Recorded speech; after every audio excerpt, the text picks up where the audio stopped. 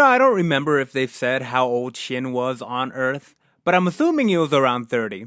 And in this show, he's supposed to be around 16, which means mentally, he's got the maturity of someone nearing 50. And that's fine and all, but it makes every single scene with him and Blue feel horribly creepy and makes me very uncomfortable.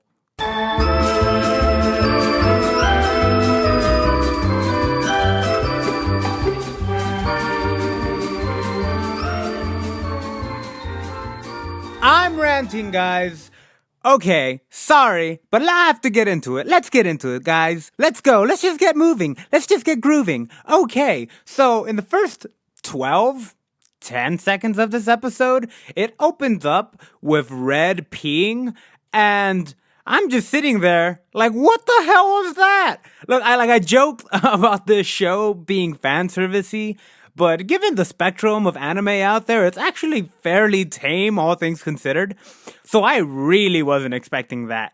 And I guess that's the type of show this is. I guess I misjudged what type of show this was. But, okay, sure. Also, it was a bidet, right? And if you don't know the implications of that in a fantasy setting, what is that? Like, where does the technology come from? Is it powered by magic? They have running water. Did Shin do that, bringing it from Earth? I don't know, and I doubt they're ever going to answer it, because that's the type of show this is. Also, the face she makes while she's sitting on it very heavily implies that she's pleasuring herself with this thing, with that, like, water jet stream, which is, okay, sure, a weird turn, but what, how, why? There's just so many questions that the first 10 seconds of this episode open up. And, like, she walks out of the restroom and, like, the female Merlin is, like, trying to get the plot going. And I'm just sitting there like, no. You can't make me care about the episode after that. What was that? Who cares if they love each other? Because she's asking Red if, like, Shin and Blue like each other, and I'm just sitting there like, who cares? What was that? What's going on, show?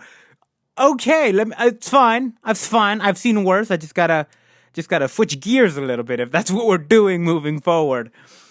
But really, the opening of this episode was the most interesting part of this episode, because not much really happens after that, right? So, like, a bit more dialogue about how Shin and Blue are made for each other, even though, like I said, it's a horribly creepy situation, knowing that Shin has the maturity of a 50-year-old man.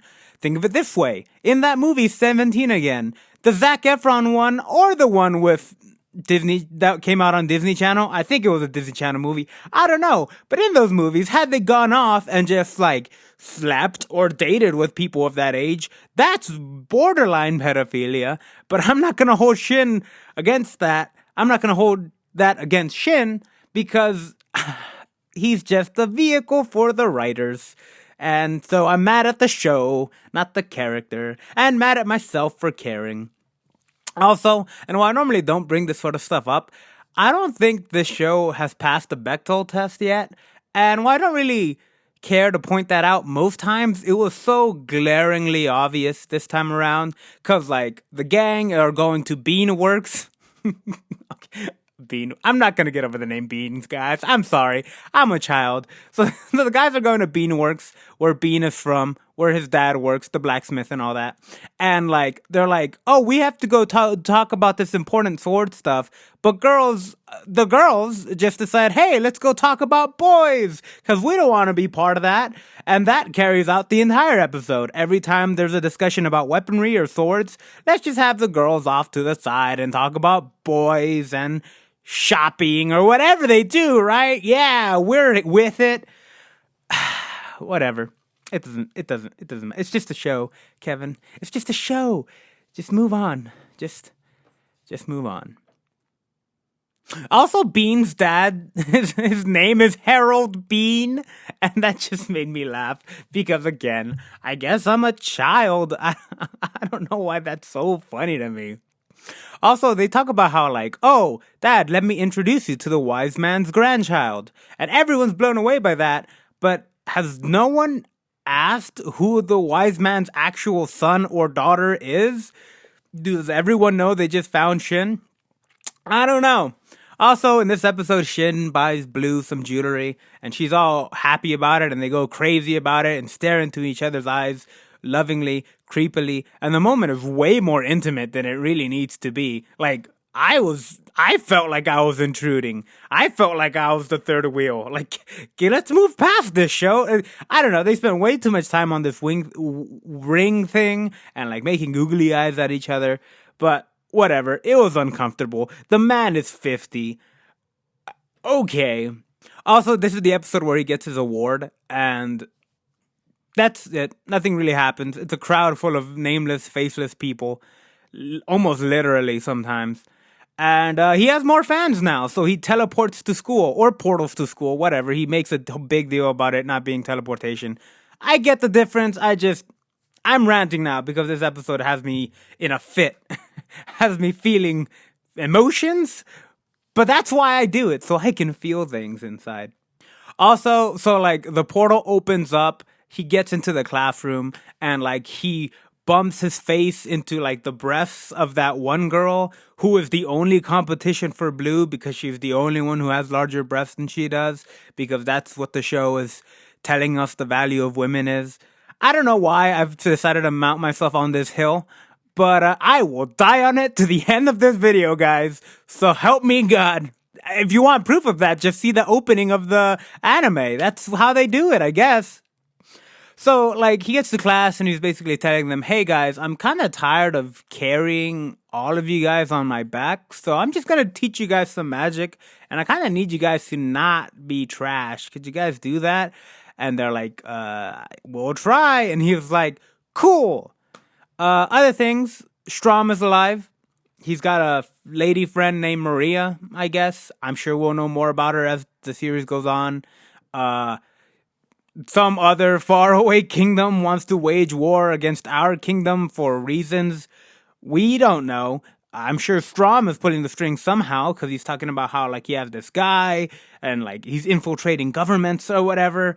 But okay, it's just some other kingdom. And they call it the Empire, which I thought was pretty fun. I know they give it an actual name. I don't care for the actual name. It's the Empire. Strom is an Imperial, and Shin is raising his rebellion. And you know what? I'm here for it. Also, the prototype for his new sword gets made in this episode. And Og is talking about how, like, oh, I'm thinking about putting these swords in the military because it's going to be more cost effective because they have detachable blades. But, and while I'm watching this, I just couldn't help but think. I had to pause it to really do the mental maths, right? Would it really be more cost effective? No, right? I mean, the only reason Shin needs a sword with detachable blades is because his magic burns through the blades. But like in a regular soldier, the mechanism that's put into the hilt to detach these things, I imagine makes the hilts a lot more expensive. And like soldiers don't destroy their blades as often as Shin. So it just weakens the swords because they don't have the magic. And, you know, soldiers die, right? I'm not saying a soldier's life isn't worth anything, but then you just give the enemy this technology. And yeah, I don't buy that it would be cost effective for people that don't have Shin's level of magical skill or people that can't use lightsabers. He's a lightsaber wielding character, raising his rebellion, going up against the Empire, and Og just wants to give these swords out to people? No, guy. Just let it go. It's not cost effective. You're not going to convince me. I'm sorry. And yeah, that's really about it. Turns out there's an after credit scene, and if I've been missing those, whoops, I guess. I checked this time around. I think I checked the last couple times, but I don't know. This show does things to me. See you guys next time for my next rant. Hopefully I won't be as hot about it. But yeah, I don't know. This is one of those shows where like 20 minutes goes by and not much happens except for things that really should not have happened. But I'm having fun. Let's see where this goes. Have a good day, guys. Check out more videos if you'd like, or don't. I'm not the boss of you. And be safe.